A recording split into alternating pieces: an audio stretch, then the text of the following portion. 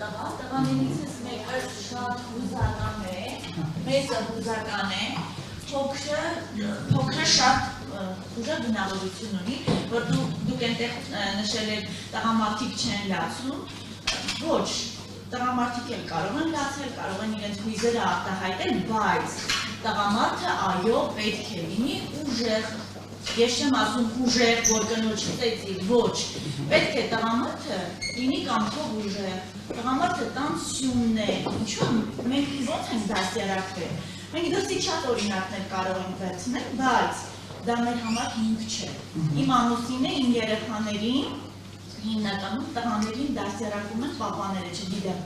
բոլոր ընտանիքներում ոնց է, մեզ մոտ այսպես է, ու իմ ամուսինը այո, եթե հուզվում ես, եթե հուզական ես, կարող ես այդ պահին քո հույզերը արտահայտել, բայց դա չի նշանակում, որ դու պետք է լինես, չգիտեմ, ինչ որ հիմա մեր աշխարհում տիրում է, որ տղամարդ իր դերում չի, չասել ինչ դերում է, հասկանում եք, տղամարդը տղամարդ է, ավելի շատ մենք վրդովված ենք լրագրողներով, չգիտեմ, ես այս մասով եմ ասում, որ մի տեսակ ոնց որ տանի ուրիշն է ձեր բանը, չգիտեմ, դուք ոնց եք ներկայացնում, դուք եք ինչ-որ մի բան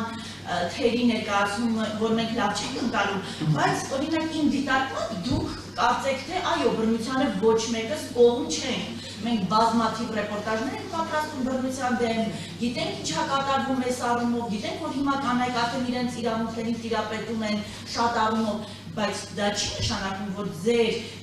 ձեր արած այս ամեն ինչը, կարծեք թե իմ մոտ այնպիսի տպավորություններ ու մնացած լրագրողների մոտ, որ կարծեք տղամարդուն իր ուժեղ դիրքից շեղում է, դա իմ դիտարկում։ Շատ շնորհակալ եմ դիտարկման համար, բայց խնդրում եմ լսեք նախնացեք, իրականում սենց այնքան նայ բան ասցիք, փորձեմ գոնե մի մասին անդրադառնալ, երբ ասում եք տղամարդը պետք է լինի տղամարդ, տեսեք այնպես եք ինչպես, եթե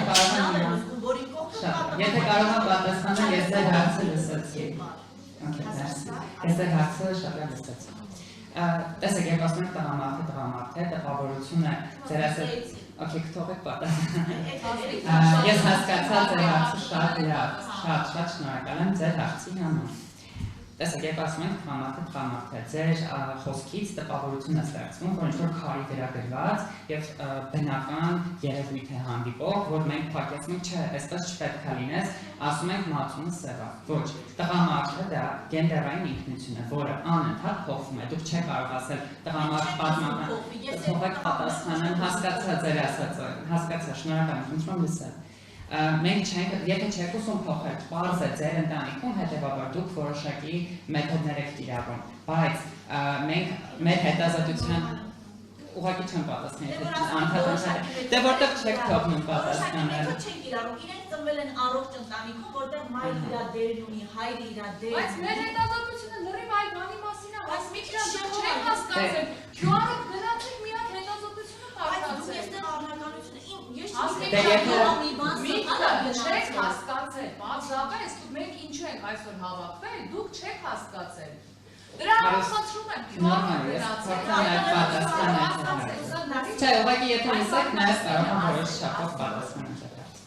Քանի որ մենք խոսում ենք ամբողջապես սոցիալական կոնցեպտների մասին, այսինքն ինչպիսին պետք է լինի տղամարդը, ինչպիսին պետք է լինի կինը, կրկին նշան, դրանք ամբողջապես փոփոխվող են, և մենք միայն մեր նպատակն այն է, որ փոփոխենք դրանք դեպի դրականը։ Մի բան է, որ դուք սուբյեկտիվորեն ձեր ընտանիքում որոշում եք որոշակի ձև օրինակ երեխային մեծացնել, շատ է, դա ձեր որոշումն է, բայց ընտանիքների մեծ մասում այդպես չի իրավիճակը։ Ընտանիքների մեծ մասի իրավիճակը հետևյալն է, տղաներին ասում են էմոցիաներ չունենաս, չեն թողնում, դե դուք ասեք չէ, ես ասեմ թվերին նայենք, դուք ասում եք ու այս փոքր քայլերով և ագրեսիվություն սովորացնելով տղաներին, մենք հետագայում ունենում ենք գենդերային և ընտանեկան բռնության ցուցանիշներ, որոնք ունենք։ Խնդրում եմ, մենք այստեղ չնստենք ու սկսենք ժխտել, որ Հայաստանում կա ընտանեկան բռնություն և այդքան տարածված է, և ասենք, թե բոլորից ընտանիքներն են լավ են։ Ոչ վիճակն այդպես չի, և ուժեղ տղամարդ լինելու հետ կապված, տեսեք, մեր նպատակն այն չի, որ ասենք տղամարդը չի կարող ուժեղ լինել, անգամ այդ ամենաընկալելի տարբերակով, օրինակ ֆիզիկական ուժի։ Մեր նպատակն այն է, որ տղամարդը կարողանա դա ընտրի, այլ ոչ թե իր վրա